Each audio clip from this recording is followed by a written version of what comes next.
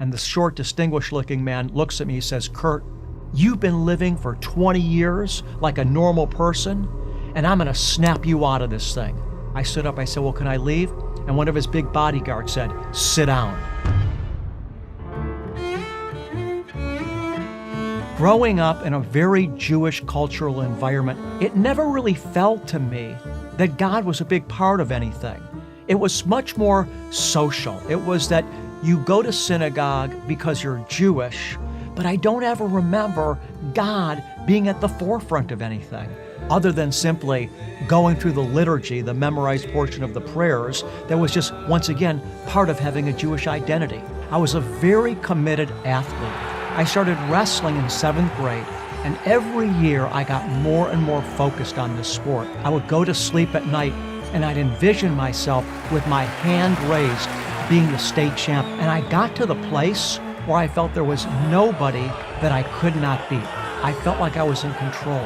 It was a great time in life, but things changed just like that. When I looked into the future as a senior in high school, now that wrestling was over, I realized that the world was so much bigger than I was, certainly so much bigger than the people that competed in my weight class in wrestling. I felt afraid. I lost my identity. I lost my purpose. I just got more and more lost and more confused. I spent as much time as possible just sleeping to escape the emotional turmoil that I was in. I asked myself, what can I do to give myself that feeling back that I had when I was wrestling? It was such a dark time for me that I had a difficult time remembering any of the good things that had happened to me in life. And I go to sleep one night. It was 1978. In the middle of the night, I was awoken from my sleep. Suddenly, in color, Jesus appeared on the cross.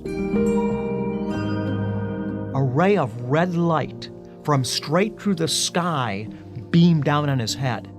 God had just showed me that Jesus was the way to him. The vision lasted no more than 2 seconds, but I was aware what had happened. And I was so excited because somehow I knew that something supernatural had just happened to me. I got up the next morning. I started talking about it, telling everybody about it. I started devouring the Word of God. I was very naive as to what I was about to face when I started telling my Jewish family and friends about this experience.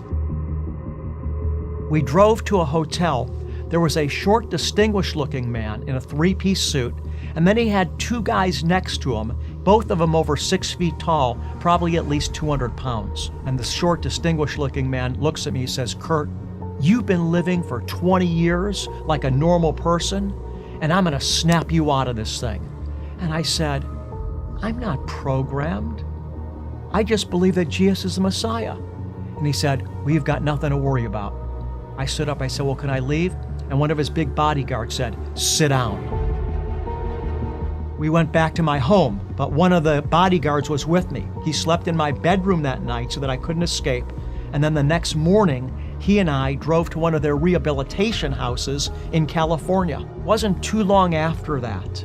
I walk in the home, I see that there's some suitcases standing right at the door. And my dad points out the window to the street, to the parking lot area. He says, "Do you see that police car out there? We've probated you to the psychiatric ward of Mount Sinai Hospital in Cleveland, Ohio." Was locked up in the psychiatric ward for 2 months. It was one of the worst experiences I've ever had in my life. Every day I would wake up and there was no place to go. You couldn't get out. You were locked in this ward. It was a terrible, terrible experience. After 2 months, I was released. So as a Jewish person, I have been through a lot because of my faith in Jesus, but for me, when I saw the ray of red light in that vision come down on Jesus' head, I knew it was coming from God. I'm so solid in my faith in Jesus, number one, because of the supernatural experiences I've had. Secondly, because I see how the whole Bible is a unified whole and how it all fits together, that going through experiences like the ones that I just described, it never shook my faith. I know that I know. Sure, there's been times that it's like I feel, well, God, where are you? I don't feel you. There's been times that I've got discouraged, but I've never wavered in my faith. See, when I built my life on wrestling, my life was built from the outside in. My life was dependent on something disconnected from myself. But when wrestling ended, I fell apart. Now I'm building my life on something that's from the inside out.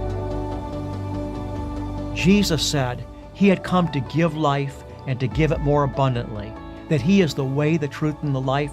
I've been on this track now for 40 years, and I can't wait to meet Him face to face. God has a reward for everyone that will choose to follow Him.